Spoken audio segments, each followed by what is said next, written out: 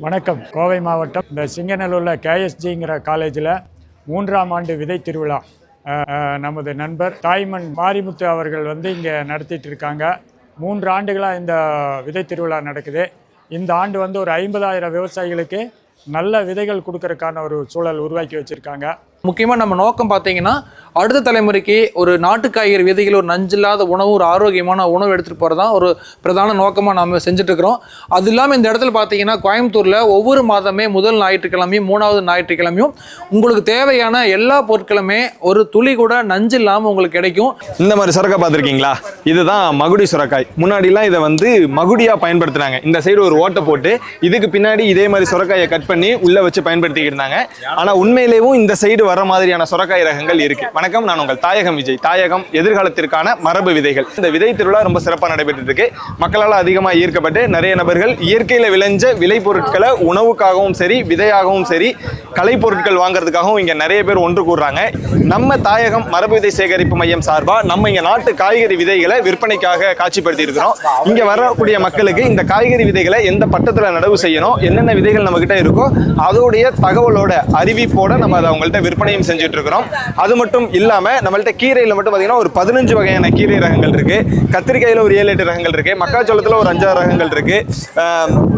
வெண்டைக்காயில ஒரு 5-6 ரகங்கள் இருக்கு. அவரைக்காய் ரகங்கள் இருக்கு. பரங்கிக்காய், பூசணிக்காய், பப்பாளிக்காய், இந்த மாதிரி நிறைய ரகங்கள் காய்கறிகள் எல்லாமே நாட்டு காய்கறிகள்.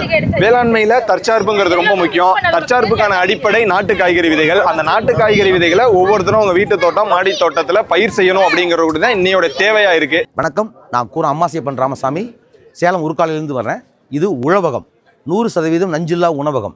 இது ஈரோடு மாவட்டம் கோபிச்செட்டிப்பாளையத்தில் டிஎன் பாளையம் வட்டார வளர்ச்சி மையத்துக்கு உட்பட்ட காசிபாளையம்ங்கிற கிராமத்தில் இருக்குது.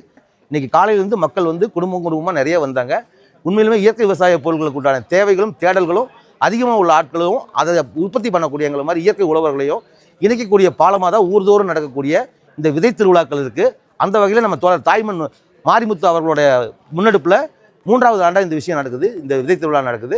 இதில் உலகத்தின் சார்பாக நாங்கள் பார்த்தீங்கன்னா கிட்டத்தட்ட 50-60 வகையான பாரம்பரிய காய்கறிகள் கொண்டு வந்திருக்கிறோம். அதனோட விதைகள் கொண்டு வந்திருக்கிறேன். காய்கறிகளும் நேற்று பறித்த காய்கறிகள் எடுத்துகிட்டு வந்திருக்கிறேன். காய்கறிகள்லாம் காலையில் 12 மணிக்கு காலி ஆகிடுச்சு. இங்கே பார்த்தீங்கன்னா பாவக்காயில் 3 வகை இருக்குது. அவரைக்காயில் ஒரு 4 வகை இருக்குது. அதே மாதிரி பீர்க்கனில் ஒரு 5 வகை இருக்குது. வெண்டைக்காயில் ஒரு 6 வகை வச்சுருக்கிறோம். சுரக்காயில் ஒரு 7 வகை, கீரையில் ஒரு 7-8 வகை வச்சுருக்கிறோம். இந்த மாதிரி ஒவ்வொரு பொருள்களும் நமக்கு 100% நஞ்சில்லா பொருட்களை கொடுக்கறதுக்கு எங்களால் ஆன எல்லா முயற்சியும் நாங்கள் எடுக்கிறோம். இதை சந்தைப்படுத்துறதுக்கு மக்கள்கிட்ட கிடைக்கிற ஆதரவு தான் இயற்கை விவசாயத்தை மேலும் முன்னெடுக்கிறதுக்கு மற்றவங்க விவசாயத்தை நோக்கி வருவதற்கான ஒரு தூண்டுதலாக இருக்கும். இன்றைக்கி நிறைய இந்த நகர்ப்புறங்களில் பார்த்தீங்கன்னா மாடி தோட்டம், வீட்டு தோட்டத்துக்கு மண்புழு உரம்னு சொல்லி வெளியிருந்து வாங்குகிறோம். அது ஆக்சுவலாக அது நம்மளது கிடையாது. அதில் நிறைய கலப்படம் இருக்குது. அது மரபணு மாற்றம் செய்யப்பட்ட மண்புழு. ஸோ அதனால் அதை போட்டு நம்ம உருவாக்கி சாப்பிட்றது அது 100% இயற்கை முறை நம்ம சொல்ல முடியாது. ஸோ அதுக்கு மாற்றாக நம்ம என்ன பண்ணுறோம்னா, நம்ம தோட்டத்தில் இருக்கிற நாட்டு மாட்டை எடுத்து அதனுடைய சாணத்தை 2 வருட பழைய சாணத்தில் ஊற்றமேற்றி தொழு உரமாக மாத்திரம், அதாவது மதிப்பு கூட்டு சாணத்தை நிறைய விதத்தில் மதிப்பு கூட்டலாம். இதில் காஞ்ச சாணத்தில் மதிப்பு கூட்டுறது. இதில் என்ன எப்படி மதிப்பு கூட்டுறதுன்னா, இதில் ஒரு 15 நாள் ப்ராசஸ் இருக்குது. முதல் நாள் ஜீவாமிர்தம் போட்டு 24 மணி நேரம் நிழலில் வச்சுருப்போம். அதுக்கப்புறம் கடலை புண்ணாக்கு கரைசல் போட்டு வச்சுருப்போம். ஸோ அதுக்கப்புறம் இதில் பார்த்தீங்கன்னா ஜீவாமிர்தம் ஒரு நாள் போட்டு கலக்கி வச்சுருப்போம் 24 மணி நேரம். அதுக்கப்புறம் பஞ்சகாவியம், மீன் அமிலம், கடலை புண்ணாக்கு கரைசல், போரான் சத்துக்கு எருக்கலந்தலை கரைசல், இந்த மாதிரி ஒவ்வொரு நாளும் ஒவ்வொரு கரைசலை போட்டு கலந்து நம்ம நிழலை வச்சு நல்லா அப்படி பெரட்டி விடணும். ஸோ பெரட்டி விட்டோம்னா ஒரு 15 நாள் அது ரெடி ஆயிரும். இது இப்போ வழக்கமாக விவசாயிகள் ஒரு ஏக்கருக்கு 10 to 15 டன் பயன்படுத்துகிறாங்க. ஆனால் இது நம்ம 1 டன்லேருந்து 2 டன் பயன்படுத்தினா போதும். செலவு ரொம்ப குறைவு, வேலை ரொம்ப குறைவாக இருக்கும். நீங்கள் வீட்டுத்தோட மாடி தோட்டத்துக்கு ஒரு செடிக்கு இவ்வளோ வச்சிங்கனாலே அது உங்களுக்கு போதுமானதாக இருக்கும். வணக்கம், நான் மயில்வனம் மானஸ் பேசுகிறேன். இங்கே நல்ல மக்கள் வரவேற்பு நல்லா இருக்குது.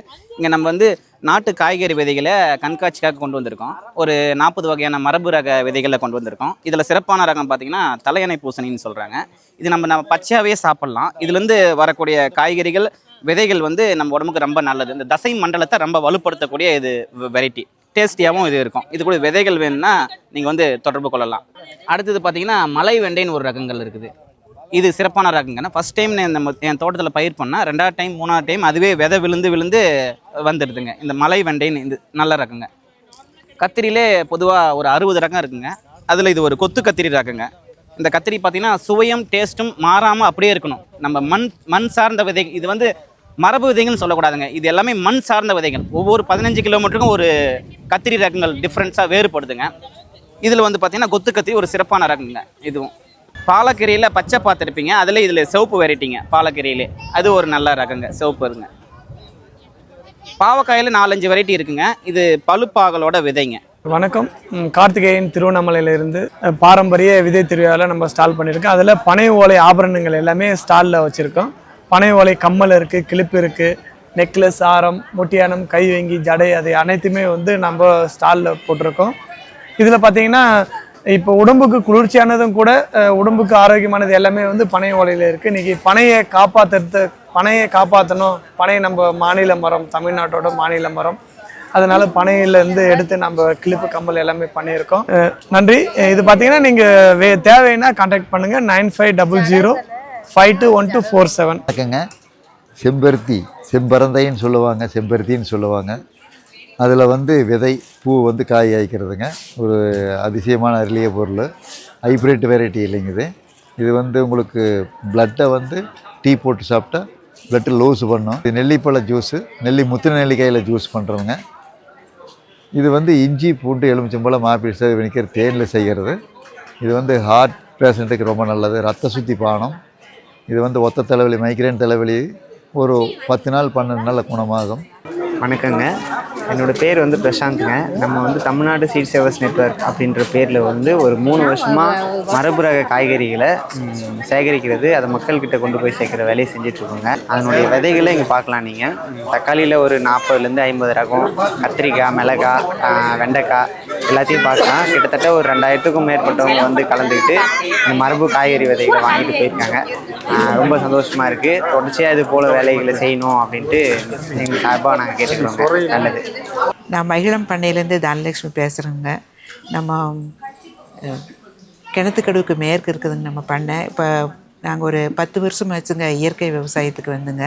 இயற்கை விவசாயத்தில் தானுங்க இப்போ நம்ம தென்னை மரத்தில் கீழே விழுகிற காயிலிருந்து தேங்காய் எண்ணெய்ங்க, நிலக்கடலை போடுவோங்க, அதுலேருந்து கடலெண்ணெய், அப்புறம் ஹெர்பல் ஆயிலுங்க, தேங்காய் எண்ணெயில் ஹெர்பல் ஆயில், வெப்பாலை ஆயில் அந்த மாதிரி செய்கிறோமுங்க.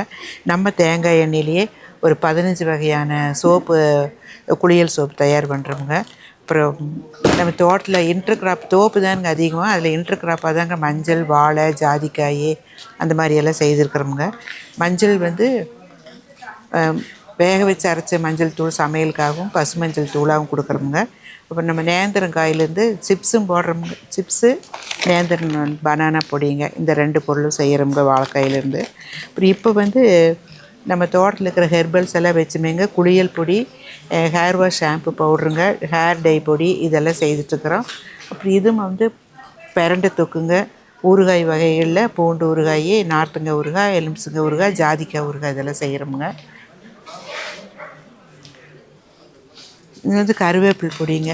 இதுவும் இப்போ நம்ம தோட்டத்துலலாம் வந்து நம்ம மருந்தடிக்காமல் கருவேப்பிலெல்லாம் இருக்கிறதுனால இங்கே இது செய்துட்ருக்குறோங்க. இது கொஞ்சம் ஒரு பல்க் ஆர்டராக இப்போ ஒரு ஹாஸ்டலுக்கு போயிட்டுருக்குதுங்க இந்த கருவேப்பில் பொடி. அதே மாதிரி பொங்கல் மிக்ஸுங்க, சாமை பொங்கல் மிக்ஸு, குதிரைவாலி பொங்கல் மிக்ஸுங்க. இது வந்து நாங்கள் ரெடி டு குக்குன்னு இந்த மாதிரி செய்திருக்கிறோம். இது எல்லாமே போட்டு கலந்து வச்சுருக்குறோங்க. இதில் 1:4ங்கிற இதில் போட்டு இது செய்துட்டா நல்லா இருக்குங்க. இது மில்லட்ஸ் இதில். இதே மாதிரி மிளகும் நம்ம தோட்டத்து மிளகு தானுங்க, கரிமுண்டாங்கிற வெரைட்டி மிளகு. இப்போ இது ராகி மாவுங்க. ராகி வந்து முளை கட்டி அரைச்சி ராகி மாவுங்க கொடுத்துட்ருக்குறோம்.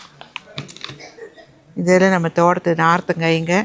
இது எல்லாம் இயற்கையாக விளைஞ்ச வாழைப்பழம். இது வந்து கனக செண்பக செடிங்க. இது வந்து நிறைய போயிட்டுருக்குதுங்க இந்த நாற்று. நல்லா மனோரஞ்சது மாதிரியே நல்லா லாங்காக இருக்கும் பெட்டல்ஸ் எல்லாம். நல்ல மணமான செடி. இந்த பூவிலிருந்தும் நாங்கள் சோப்பு தயாரிக்கிறோங்க. வணக்கம், என் பேர் அபிநந்தன். நாங்கள் அடர்வனம்ங்கிற பேரில் தேங்காய் சார்ந்த மதிப்பு கூட்டுப்பொருள் மற்றும் மரபு தின்பண்டங்கள் பண்ணிகிட்ருக்கோம். முக்கியமாக பார்த்திங்கன்னா இந்த வெர்ஜின் கோகோனட் ஆயில் பண்ணுறோம். இது வந்து எப்படின்னா பச்சை தேங்காயை தேங்காய் பால் எடுத்து அதை காய்ச்சி ஆயில் பண்ணுறோம்.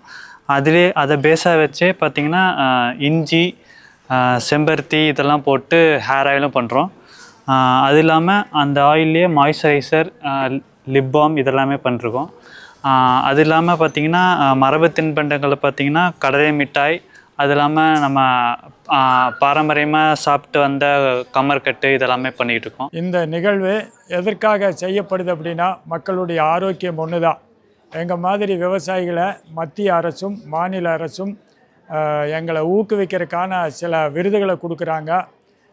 மேலும் மக்கள் இதை முழுமையாக புரிஞ்சுக்கணும்னு நாங்கள் கேட்குறோம்.